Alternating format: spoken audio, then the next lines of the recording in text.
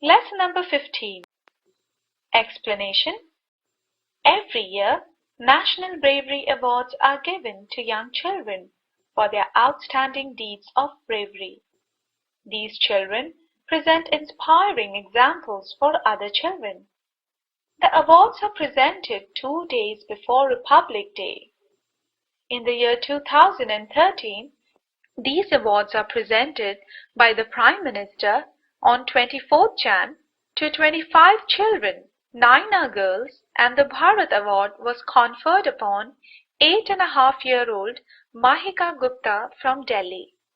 On June 16, 2013, suddenly flash floods struck in Kedarnath. Area was filled with muddy water.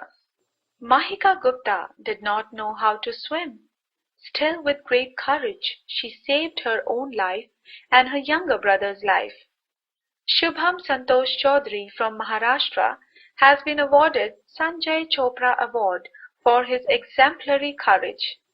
On his way to school, he saw a van burst into flames. He broke the window and unlocked the door and saved 2 girls' lives. Bravery is in doing the right thing even when one is afraid.